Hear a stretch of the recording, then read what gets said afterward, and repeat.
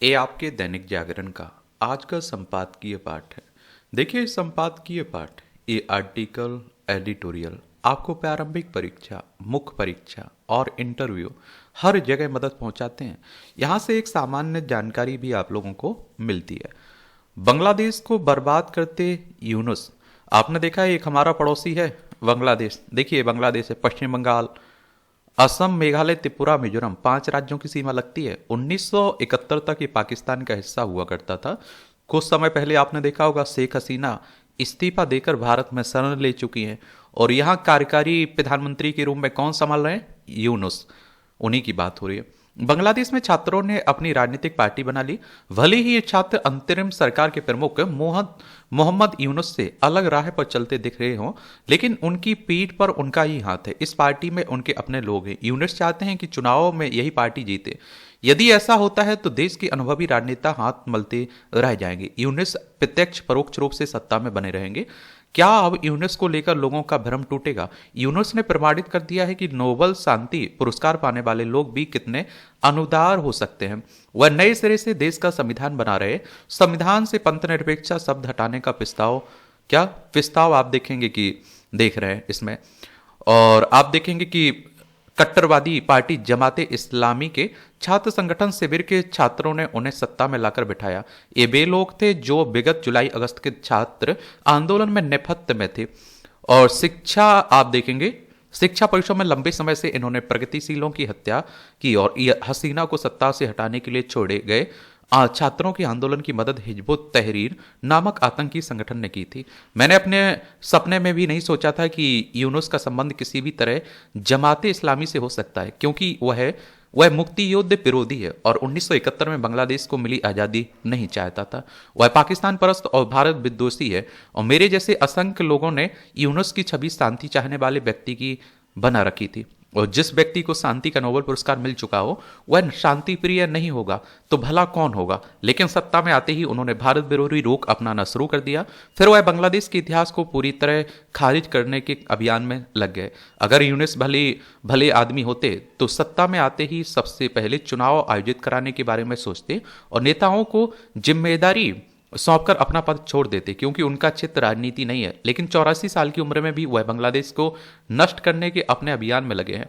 Awami league के नेताओं कार्यकर्ताओं को खत्म करने की मंशा से उन्होंने ऑपरेशन डेविड हंट नाम से एक अभियान शुरू किया और आवामी लीग के छात्र संगठन पर उन्होंने पहले ही प्रतिबंध लगा दिया।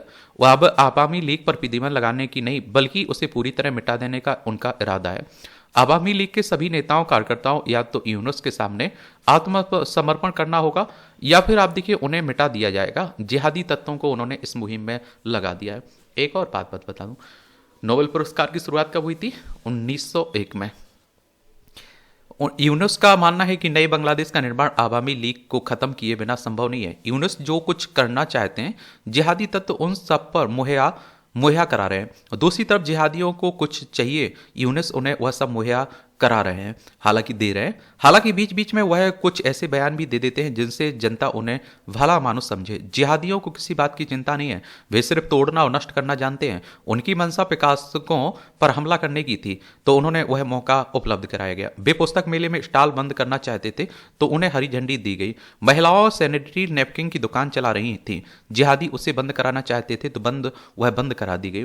जिहादी वैलेंटाइन डे पर फूलों की दुकान पर हमला करना चाहते थे और आप देखिए वे इसमें सफल रहे। और मकर संक्रांति पर आयोजित पतंग उत्सव बंद करने के लिए उन्होंने सुनियोजित ढंग से पतंगों की दुकानों पर धावा बोला। जिहादी देश भर में आयोजित होने वाला बसंत उत्सव खत्म करना चाहते थे, सरकार ने उनकी मदद की। लालन फकीर की स्मृति में आयोजित होने वाले उत्सव को भी उन्होंने बंद करा दिया। नाट उत्सव पर भी उनका हमला सफल रहा। बांग्लादेश में जारी ध्वंस पर विराम के लिए लोकतंत्र, पंथनिरपेक्षता और अभिव्यक्ति की स्वतंत्रता की पक्षधर शक्तियों को परस्पर सहानुभूतिशील होना पड़ेगा। यह याद रखना होगा कि अशुभ शक्तियों को परास्त करने और बांग्लादेश को उसके शिकंजे से मुक्त करने के लिए अपने तुच्छ हितों को भूलकर मुक्ति युद्ध के पक्ष में लड़ने वाला तमाम शुभ शक्तियों को एकजुट होना पड़ेगा। बांग्लादेश में बड़ा राजनीतिक बदलाव हो गया है लेकिन उसका सुफल नहीं मिला। असल में हसीना और यूनुस में चौंकाने वाली समानता है। हसीना सत्ता नहीं छोड़ना चाहती हैं, यूनुस भी गद्दी नहीं छोड़ना चाहते हैं और हसीना बदला लेने बदला लेने से कभी नहीं चूकती थी। यूनुस का भी यही स्वभाव है। हसीना जब सत्ता में थी तब तमाम गलतियों का ठिकरा विपक्षी दल बीएनपी पर फोड़ती थी। ठीक उसी तरह बांग्लादेश में आज जो कुछ भी गलत हो रहा है, यूनुस उस सब के लिए शेख हसीना आवामी लीग को जिम्मेदार ठहरा रहे हैं। शेख हसीना इस्लामिक कट्टरवादियों का तुष्टीकरण करती थी, यूनुस भी उनके साथ खड़े हैं। हसीना के समय प्रेस की स्वतंत्रता नहीं थी, लेकिन मीडिया उनके स्तुति गान में लगा रहता था। यही यूनुस चाहते हैं, और हसीना भी उससे बांग्लादेश नहीं आने देना चाहती थी, और यूनुस भी यही चाहते हैं। बांग्लादेश में तमाम कारखाने बंद हो गए हैं, नतीजन अनेक स्त्री पुरुष बेकार घूम रहे हैं। बेरोजगार पुरुष चोरी डकैती तो मजबूर औरतें वेश्यावृत्ति कर रही हैं।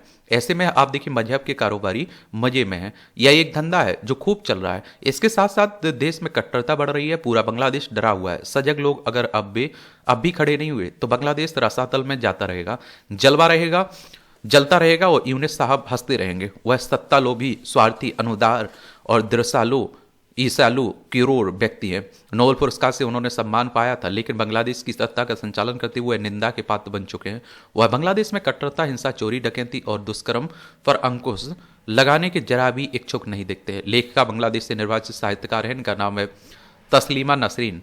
इन्हें आप लोग अपनी स्क्रीन पर देख रहे होंगे। इनके द्वारा यह आर्टिकल लिखा गया है। आप लोग क्या सोचते हैं, अपनी राय आप लोग बता सकते हैं।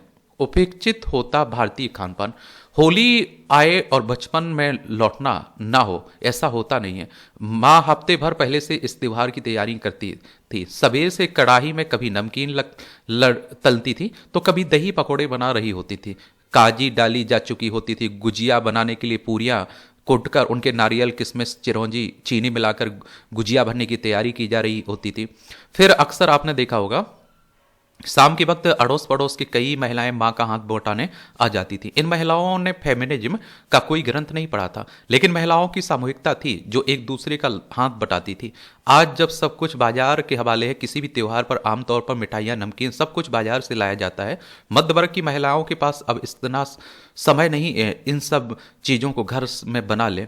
फिर जब सब कुछ बाजार में उपलब्ध है तो घर में बनाने की आफत मोल कोई लेख भी क्यों।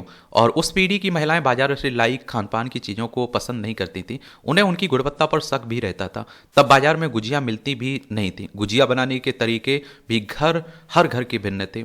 और एक बात और आप देखिए, पहले का समय कुछ और ही था। आप देखेंगे कि एक के यहाँ खुशी आ रही तो पूरा परिवार के आसपास जो घर पड़ोसी होते थे सब शामिल होते थे। दुख आ रहा है तब भी शामिल होते थे। मैंने तो अपने यहाँ ये भी देखा है कि जो भंडारा होता है ना, उसमें आप देखते हैं बाहर से कोई बनाने वाला नहीं आता था, परसने वाला नहीं आता था। शादियों में बनाने वाले परसने वाले नहीं आते थे, वो वहीं गांव के इकट्ठे होकर बना लेते थे, सब कुछ कर लेते थे। महिलाएं पूड़ी आटा गूंद देती थी, पूड़ी बेल देती थी, निकाल देती थी। तो ऐसा समय था, आप समझ सकते हैं। और अब तो सब त्योहार फीके भी पड़ते जा रहे हैं। अब आप देखिए पड़ोसी से आपको मतलब नहीं है, आपसे पड़ोसी को मतलब नहीं है। भारतीय खान पान में इतनी विविधता है कि आश्चर्य होता है कि हर घर के खाने में अलग तरह का स्वाद होता है। यही नहीं, वह स्वास्थ्यवर्धक भी होता है। मसालों से भरी रसोई हर घर का मिडिल स्टोर भी होती है। पहले छोटी मोटी बीमारियां तो घरेलू उपचार से ही ठीक कर ली जाती थी, लेकिन बदले वक्त ने हमारे खान पान के तौर तरीकों को बदल दिया। स्थानीय खान पान और चीज़ें गायब होती जा रही हैं। गन्ने के मौसम में गन्ने के रस की खीर बनाई जाती थी। बरोसी की हल्की आंच पर मट्ठे में चावल पकाकर चीनी मिलाकर खाते थे। गांव में सवेरे सवेरे किसान छाछ और गुड़ खाकर खेतों में काम करने जाते थे। लेकिन पश्चिमी रहन सहन की नकल करते करते हम अब वहाँ के खान पान की भी नकल करने लगे। वही हमें सर्वश्रेष्ठ लगता है, उसी से हमारी हैसियत दिखती है। स्वास्थ्य के लिए वह ठीक भी है या नहीं, इसकी परवाह कोई नहीं करता है। कुछ साल पहले एक विदेशी पत्रिका ने लिखा था कि भारतीय खाना साफ सुथरे ढंग से बनाया जाता है और यह स्वास्थ्य के लिए बहुत अच्छा है। हमारे यहाँ इतनी तरह के पेय और ठंडाई उपलब्ध है, लेकिन अब कार्बोनेटेड ड्रिंक्स के सामने ना इन्हें कोई पूछता है, ना ही कहीं मिलते दिखते हैं। यहाँ तक कि दूर दराज के गांव तक में नहीं। कुछ साल पहले एक मित्र बिहार के गांव में गए थे। वहाँ उन्होंने भूंजा खाने की इच्छा जाहिर की तो गांव में रहने वाले उनके एक स्वजन ने कहा कि वाह जी वाह, तुम तो दिल्ली में रहकर पिज्जा बर्गर मोमोज खाओ और हमसे उम्मीद करते हो कि हम भूंजा ही खाते रहें। और आजकल आप देखिए गांव में भी आप देखेंगे कि ये कोल्ड ड्रिंक मल्ट ड्रिंक देख रहे हैं ना, ये सब पहुंच गई है। वो दही की लस्सी खत्म होती जा रही है। और पहले कहते थे एक तरह से, अब देखिए बीमारी भी इसीलिए जकड़ रही है। हर घर में आपको बीमार मिल जाएंगे। मोटापा आपने देखा है, प्रधानमंत्री साहब जागरूक भी कर रहे हैं उसके खिलाफ कि मोटापा बहुत सारी बीमारियों को जन्म दे रहा है। एक समय कहते थे कि दिवाली का लुटा और होली का पेटा, इसकी FIR नहीं होती है। आज आप किसी पर रंग डाल दीजिए, आप देखिए लड़ाई हो जाएगी तुरंत। रुजुता दिवेकर एक बहुत मशहूर खान पान विशेषज्ञ और डाइटिशियन है। उन्होंने इंडियन सुपर फूड्स पर एक पुस्तक लिखी। वह कहती हैं कि जब भी आप कुछ खाएं तो सोचें कि क्या आपकी नानी और दादी इन चीज़ों को खाती थी। यदि नहीं तो आप भी उन्हें विदा कर दीजिए। उनका मानना है कि वह खाइए जो आप खाते रहे, क्योंकि आप देखेंगे कि और उसका आपके जीन्स से बहुत संबंध है। वह नाश्ते में इडली पोहा पराठा खाने को कहती हैं, और उनका मानना है कि जो स्वाद ना लगे उसे नहीं खाना चाहिए, क्योंकि हमारा पेट एक दूसरा दिमाग होता है। हम क्या खाते हैं इसका संबंध मस्तिष्क से है। और आपने देखा होगा कि जब आप भूखे हो ना तो आपका दिमाग काम नहीं करता है, आप पढ़ाई में मन नहीं लगता होगा। आपने देखा होगा कि हमारे जीवन से घी लगभग गायब हो गया। इसका एक बड़ा कारण है कि घी को मोटापे से जोड़कर देखा जाता है और तरह तरह के रोगों को बढ़ाने वाला बताया जाता है, लेकिन रुजुता इसे सुपर फूड कहती है। और अब तो बहुत से डॉक्टर भी कहते हैं कि भोजन में घी जरूरी है। सैकड़ों साल से घी हमारे जीवन का हिस्सा रहा है, लेकिन चूंकि इसके पीछे कोई बड़ा उद्योग नहीं खड़ा था, इसलिए इसे खान पान से बेदखल कर दिया गया। इस समय आप देखिए रिफाइंड तेल को स्वास्थ्य के लिए बहुत अच्छा बताया जाता था, मगर अब इसका विरोध बड़े पैमाने पर हो रहा है। कभी कभी लिखा देखा था कि रिफाइंड तेल कभी ना खाएं, क्योंकि उसमें 99% कैलोरीज होती है। हर पर्व त्योहार पर जो पकवान बनाए जाते हैं उन्हें खाने पीने के अपने तर्क हैं। होली को ही ले लीजिए। पहले इस अवसर पर अधिकांश घरों में गाजर घिए आदि की कांजी उपलब्ध होती थी। पकवान के साथ भोजन में इसी भी परोसा जाता था, क्योंकि पूरे पकवान जिसे गरिष्ठ भोजन को पचाने में इसे सहायक माना जाता था। वैसे इस तरह के पकवान कभी कभार ही बनते थे। इसका कारण यह था कि इन्हें रोज नहीं खाया जा सकता। आज इस तरह के तले अधिक वसा युक्त पदार्थ रोज के खान पान का हिस्सा है, और इनमें घी का इस्तेमाल नहीं होता है, तेल का इस्तेमाल होता है, जो शरीर के लिए हानिकारक है। भारतीय खान पान में एक तरह का संतुलन है। बीते समय में घर की स्त्रियों की पहली चिंता पूरे परिवार का स्वास्थ्य ही होता था, इसलिए खाना वह पकता था और जो स्वाद तो हो ही स्वास्थ्य के लिए भी सही हो। समय आ गया है कि भारतीय खान पान की विशेषताओं को देखते हुए उसे सेलिब्रेट किया जाए और उसकी महत्ता को समझा जाए। देख रहे हैं, लेखिका साहित्यकार है, इनका नाम है क्षमा शर्मा। इनके द्वारा ये आर्टिकल लिखा गया है। और खान पान भी बीमारियों का एक बड़ी वजह है। जिस तरह से हम लोग खा रहे हैं उसी तरह से बीमार हुई हो रहे हैं। होली के रंग। होली मात्र एक पर्व ना होकर जीवन के विविध रंगों का दर्पण है। यह ऋतु परिवर्तन का उल्लास है, हृदय के विकारों का दहन और आत्मीयता के रंग रस से अभिसिंचित अभिव्यक्ति है। जब प्रकृति नव पल्लवों से सुसज्जित होती है, जब पुष्प अपनी सुगंध से वायुमंडल को सुरभित करते हैं, तब यह रंगोत्सव मानव सजीव हो उठता है। होली का प्रमुख आकर्षण इसके रंग है, जो सामाजिक भेदभाव को तिरोहित कर देते हैं। इस दिन सब एक होते हैं, कोई ऊंच नीच नहीं, कोई पराया नहीं। गुलाल के हल्के फाहों से आरंभ हुआ यह उत्सव जब चटकीली रंगों में परिणत होता है, तब मानव मन की संकीर्णताएं भी धुल जाती हैं। हर मन प्रफुल्लित हो उठता है, जैसे सूखे वृक्ष पर नव कोपलें अंकुरित हो रही हैं। और होली में केवल रंग ही नहीं अपितु आध्यात्मिक संदेश का भी समावेश है। यह असत्य पर सत्य का विजय का प्रतीक है, भक्ति की अडिगता का साक्षी है। प्रहलाद की निर्भर व्यक्ति और होलिका की चिता हमें यह सिखाती है कि कितनी भी बाधाएं घर लें, किंतु सत्य की लौ अक्षुण्ण रहती है। जीवन में कठिनाइयां अस्थायी हैं, परंतु सद्गुणों का प्रकाश शाश्वत है। जीवन भी तो एक रंगमंच का ही है। कभी उल्लास के रंग बिखरते हैं तो कभी विषाद की छाया गिरती है, किंतु होली हमें यह सिखाती है कि कोई भी रंग स्थायी नहीं होता। जैसे रंगों से भीगे चेहरे कुछ समय बाद स्वच्छ हो जाते हैं, वैसे ही जीवन की विषम क्षण भी नष्ट हो जाती है। मन यदि निर्द्वंद हो तो प्रत्येक परिस्थिति में भी आनंद ही झरता है। होली आत्मा की स्वच्छंदता का भी उत्सव है। इस अवसर पर आप देखिए मन की कटुता को होलिका दहन में स्वाहा करें और रिश्तों में पुनः स्नेह के रंग भरें। जीवन तभी सार्थक है जब उसमें प्रेम और समरसता के रंग हो। होली पर हमें भी अंतर मन के कोनों में छिपे कलुष त्याग कर जीवन को प्रेम और आनंद के रंगों से सराबोर करने में जुटना चाहिए। देख लीजिए, अच्छा कॉलम लिखा जाता है। आप वो लोग भी होली मना रहे होंगे, अच्छे से मनाइए, बिंदास मनाइए, टेंशन मुक्त होकर एंजॉय करिए, फिर अपनी पढ़ाई पर लग जाइए। विदूषित होती नदियां। जल शक्ति मंत्रालय की ओर से दी गई इस जानकारी में कुछ भी नया नहीं है। सीवरेज सिस्टम में खामी खराबी के चलते नदियों का प्रदूषण दूर करने में वांछित सफलता नहीं मिल पा रही है। वास्तव में यह वह तथ्य है जो लंबे समय से रह रहकर सामने आता रहा है। यह निराशाजनक भी है और चिंताजनक भी। नदियों के किनारे बसे शहरों के सीवरेज सिस्टम में सुधार का काम पूरा होने का नाम नहीं ले रहा है। इसका दुष्परिणाम यह है कि सीवरों का गंदा पानी नदियों में जाकर उन्हें विषाक्त कर रहा है। यह किसी से छिपा नहीं कि नदियों किनारे के शहरों में जो सीवरेज शोधन संयंत्र है वे पूरी क्षमता से काम नहीं करते। कहीं कहीं तो उनका क्षमता इतना कम है कि वे सीवरों के आधे गंदे पानी का भी शोधन नहीं कर पाते हैं। एक समस्या है भी कि इस संयंत्र रह रहकर खराब होते रहते हैं। निसंदेह यह देखना राज्य सरकारों और उनके स्थानीय निकायों की जिम्मेदारी है कि सीवरेज शोधन संयंत्र पर्याप्त संख्या में हो और वे पूरी, आप देखते हैं कि क्या, पूरी क्षमता से काम करें।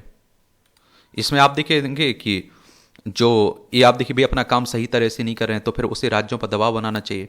इसमें देर इसलिए नहीं की जानी चाहिए क्योंकि अनेक शहरों के गंदे नाले अभी तक सीवरेज शोधन संयंत्रों से नहीं जुड़ पाए और इसके चलते गंदे नालों का कचरा सीधे नदियों में जा रहा है। इनमें वे नदियां भी हैं जिन्हें प्रदूषण मुक्त करने का संकल्प केंद्र और राज्य सरकारों ने ले रखा है। आखिर यह कैसा संकल्प है, इसके लिए कोई समय सीमा नहीं तय की जा पा रही है। सभी गंदे नाले सीवरेज शोधन संयंत्रों से जुड़े हैं और वे किसी भी हाल में गंदा पानी नदियों में न छोड़ सकें।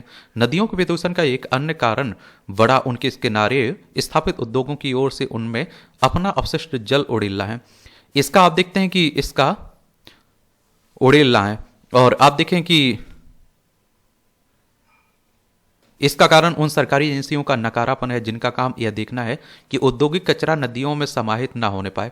केंद्रीय प्रदूषण नियंत्रण बोर्ड की ओर से उपलब्ध कराए गए इस तथ्य से संतुष्ट नहीं हुआ जा सकता है और उसने 73 ऐसे उद्योगों को बंद करने का आदेश दिया जो नदियों में अपना विषाक्त कचरा उड़ेल रहे हैं। क्या ऐसा कोई दावा किया जा सकता है कि नदियां किनारे स्थापित सभी उद्योगों का अपशिष्ट जल शोधित होकर ही नदियों में जा रहा है? यदि नहीं तो इस निष्कर्ष पर पहुंचने के अतिरिक्त कोई उपाय नहीं है कि नदियों को प्रदूषण मुक्त करने का अभियान नितांत खोखले तरीके से चलाया जा रहा है। साफ है कि राजनीतिक इच्छा शक्ति के अभाव में हमारी नदियां प्रदूषित हो रही हैं।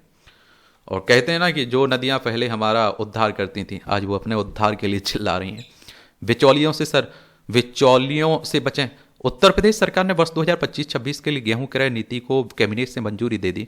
होली के बाद 17 मार्च से इसकी खरीद भी शुरू हो जाएगी, लेकिन इससे पहले सभी संबंधित पक्षों को यह ध्यान देना चाहिए कि क्रय में केंद्रों पर सभी व्यवस्थाएं दुरुस्त कर ली जाए। साथ ही यह सुनिश्चित करना होगा कि किसानों को किसी भी प्रकार की समस्या का सामना ना करना पड़े। किसान हमारे अन्नदाता हैं और अपनी फसल के लिए कठिन परिश्रम करते हैं, इसलिए आवश्यक है कि क्रय केंद्रों पर उनके साथ न केवल सम्मानजनक व्यवहार हो पितु उन्हें अन्य मूलभूत सुविधाएं भी उपलब्ध कराई जाए। बिजली पानी के साथ किसानों के बैठने की व्यवस्था अनिवार्य रूप से तो हो ही, खरीद के लिए आवश्यक उपकरण भी समय से पहले ही पहुंच जाने चाहिए ताकि किसानों को वापस ना लौटना पड़े। किसी किसान को यदि अपना गेहूं लेकर वापस लौटना पड़ता है तो उसे दुगना परिवहन वहन करना पड़ता है, जिस कारण आप देखते हैं कि वह खुले बाजार में अपना गेहूं बेचने को मजबूर हो जाता है। ऐसा होने की दशा में किसान को बहुत घाटा सहना पड़ता है। और वैसे ये अच्छी बात है कि सरकार ने गेहूं का न्यूनतम समर्थन मूल्य 150 रुपये बढ़ाकर किसानों का उत्साह बढ़ाया, लेकिन इसके साथ बिचौलियों पर भी लगाम लगानी होगी। आमतौर पर ऐसा नहीं होने की दशा में किसानों को बहुत नुकसान उठाना पड़ता है। वैसे अच्छी बात है कि क्रय नीति में सरकार ने छोटे किसानों और बटाईदारों का भी ध्यान रखा है, लेकिन उन्हें सरकार को अपना गेहूं बेचने के लिए भी प्रेरित करना होगा। एक और आपको बात बता दूं कि किसान भी तो यही कह रहे हैं कि भैया वो करिए, आप हमें एमएसपी पर कानून बना दीजिए कि अपनी फसल के इतने दाम मिलेंगे, इससे कम में कोई खरीदता है तो उस पर कानूनी कार्रवाई होगी। समझ रहे हैं? और देखिए उत्तर प्रदेश है, लखनऊ इसकी राजधानी, इसकी अंतर्राष्ट्रीय सीमा नेपाल से लगती। राज्यों में बिहार, झारखंड, छत्तीसगढ़, मध्य प्रदेश, राजस्थान, हरियाणा, हिमाचल प्रदेश, उत्तराखंड और दिल्ली। विधानसभा में 403 सीटें, विधान परिषद में 100 सीटें, राज्यसभा में 31 सीटें, लोकसभा में 80 सीटें। योगी आदित्यनाथ यहाँ की चीफ मिनिस्टर हैं, आनंदीबेन पटेल यहाँ की राज्यपाल हैं। परंपराओं और अध्यात्म का सतरंगी उत्सव। हमारे देश में उत्सवों से जुड़ी सामुदायिक परंपराओं के रंग अद्भुत हैं। इनमें रीति रिवाज सुखद आश्चर्य ही नहीं, अविश्वसनीय भाव से भी साक्षात्कार करवाते हैं। होली का पर्व जीवन से जुड़े अद्भुत रंग लिए है। एक और ईश्वर का स्वयं अपने भक्तों के साथ रंग खेलने का अविश्वसनीय भाव और लगाव जुड़ा है, तो दूसरी ओर लट्ठमार होली के रूप में उत्सव का एक अलग ही सतरंगी आयाम भी दिखता है। सामाजिक संबंधों की प्रगाढ़ता से लेकर सामुदायिक समरसता की सोच तक, आप देखेंगे क्या सोच तक, यही सतरंगी उत्सव मानवीय भावनाओं की झांकी है। राग विराग का ऐसा अजब उत्सव शायद ही संसार के किसी दूसरे कोने में मनाया जाता है। प्रकृति, सामाजिक नीति और यहाँ तक कि इंसानी मनोवृत्ति से जुड़ा यह रंगों का त्यौहार बहुत कुछ, आप देखते हैं कि बहुत कुछ एक साथ साध लेने की सीख देता है। काशी में अबीर गुलाल ने से रचा मनोहारी रंगोत्सव देवीय अनुभूति से साक्षात्कार करवाता है, तो चिता की भस्म से फाग रचाना संसार का अकेला एक विचित्र त्योहारी रंग है। सुखद है कि हमारी समृद्ध उत्सव उत्सवी परंपराओं में मन जीवन को नई ऊर्जा से सराबोर करने वाले ऐसे रंग समाहित हैं। समाज को एक सूत्र में बांधने वाला रंगोत्सव देश के हर हिस्से में अलग रंग और रीत के साथ मनाया जाता है। इस पर्व की भिन्नता में ही एकता की झलक मिलती है, भारतीयता का भाव झलकता है। बरसाने में लठमार होली मनाई जाती है तो महाराष्ट्र में रंग पंचमी पर सूखा गुलाल लाकर खुशियों के रंग बिखेरे जाते हैं। हरियाणा राजस्थान में घुलंडी मनाई जाती है जो और अब देखते हैं कुमायूं में गीत बैठकी का आयोजन किया जाता है। पंजाब में होला मोहल्ला का उत्सव मनाया जाता है। छत्तीसगढ़ की होरी में लोकगीत गाए जाते हैं। यानी सब कुछ परंपरा और प्रकृति से जुड़ा सा है। परंपराएं और प्रकृति से जुड़े ऐसे बहुमूल्य बहुरंगी उल्लास के मानवीय रंगों का मेल ही हमें भीतरी और बाहरी पूर्णता दे जाता है। होली का पर्व जुड़ाव और सहभागिता की सतरंगी आभा लिए हुए। यह पर्व मन जनमानस की कुशल कामना के भाव को पोषता है, सकारात्मकता और सद्भाव का रंग बिखेरता है। इतना नहीं, होली के पर्व से कई आध्यात्मिक और धार्मिक पहलू भी गहराई से जुड़े हैं। नकारात्मक सोच पर सकारात्मक विचारों का जीत, इंद्रधनुषी रंगों के संगम के इस त्योहार का पौराणिक और आध्यात्मिक और धार्मिक महत्व इसे और भी महत्वपूर्ण बना देता है। वेद पुराण से लेकर रामायण और महाभारत में भी रंग पर्व का उल्लेख मिलता है, जिनमें आप देखिए भक्ति का रंग भी है, प्रेम पगी आत्मीयता का भाव भी। यही कारण है कि होली से जुड़ी उत्सव धर्मिता के रंग मानवीय और पारंपरिक मूल्यों को भी जीवंत बना देते हैं। लेखिका स्वतंत्र टिप्पणीकार हैं। अभी तो होली की चर्चाएं हो रही हैं। ये आप देखिए टिप्पणियां रहती हैं, पढ़ना हुआ करे तो पढ़ सकते हैं आप लोग, छोड़ना है तो छोड़ सकते हैं। इसकी पीडीएफ आपको एजुकेशन सर्कल प्लेटफॉर्म है ना, वहां डाल दी जाती है।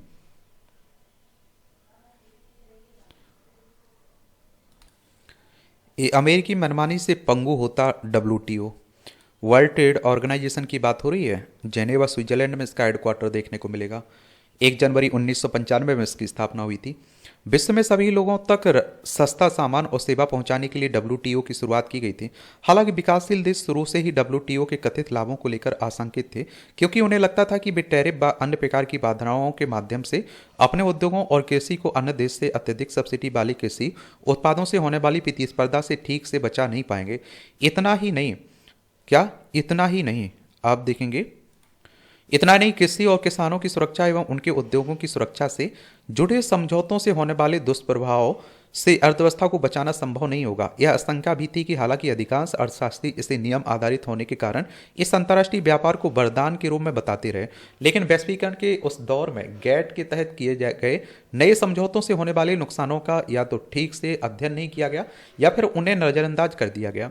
लेकिन पिछले 8 वर्षों से जब से ट्रंप ने पहली बार अमेरिका के राष्ट्रपति का पद संभाला, तब से वैश्विक व्यापार के संचालन का एक प्रमुख साधन WTO अपनी चमक खोता जा रहा है। ट्रंप ने अपने दूसरे कार्यकाल की शुरुआत में ही जो फैसले लिए, उनमें WTO के पतन की गति और तेज हो गई। पूरी दुनिया में इसके भविष्य को लेकर चिंताएं व्यक्त की जा सकती हैं। इसमें कोई संदेह नहीं है कि विश्व व्यापार संगठन अब पंगु हो चुका है और इसके पंगु होने की प्रक्रिया WTO के दोहा मंत्री स्तरीय सम्मेलन में शुरू हुए दोहा विकास दौर से शुरू हो गई थी। दोहा आप देखते हैं कि सम्मेलन में विकासशील देशों ने यह मुद्दा उठाया कि चूंकि विकसित देश आर्थिक रूप से मजबूत हैं और इसलिए असमान व्यापार के कारण विकासशील देशों में विकास प्रक्रिया बाधित होती है और इसलिए विकासशील देशों के विकास को गति देने के उद्देश्य से अंतर्राष्ट्रीय व्यापार नियमों में संशोधन किए जाने की आवश्यकता है। इसके साथ ही WTO में दोहा विकास दौर की वार्ता शुरू हो गई। विकासशील देशों में कि इसमें कोई रुचि नहीं है और उनकी उदासीनता के कारण यह बिना किसी निष्कर्ष से समाप्त हो गया। विकासशील देश WTO में जो कुछ हो रहा है उससे निराश हैं। पूर्व में अमेरिका, संयुक्त राष्ट्र, विश्व स्वास्थ्य संगठन, विश्व बैंक, अंतर्राष्ट्रीय मुद्रा कोष, अन्य कई संगठनों सहित आप देखते हैं कि विभिन्न अंतर्राष्ट्रीय संस्थाओं को वित्तीय योगदान देता था। लेकिन जब से ट्रंप पहली बार राष्ट्रपति बने, अमेरिका में यह धारणा बनने लगी कि अमेरिका करदाताओं के पैसे से इन संस्थाओं को वित्त पोषित करना अमेरिका के हित में नहीं है। अपनी रणनीति के तहत अमेरिका ने विश्व व्यापार संगठन में न्यायाधीशों की नियुक्ति की प्रक्रिया में बाधा डाली। उसके कारण विश्व व्यापार संगठन की विवाद निपटान प्रक्रिया ही लगभग पंगु हो गई। देखिए, इस तरह के जो संस्थान है उनके बारे में एक सामान्य जानकारी जरूर रखा करिएगा, इनसे क्वेश्चंस पूछे जाते हैं।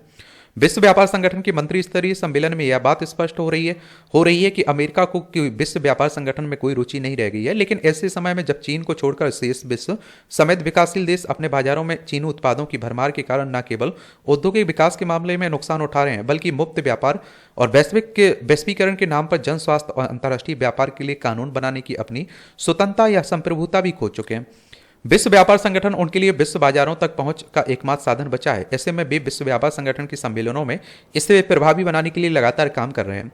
और ट्रम्प के सत्ता में वापस आने के बाद अब विश्व व्यापार संगठन का अस्तित्व भी खतरे में पड़ गया। ट्रम्प का रवैया।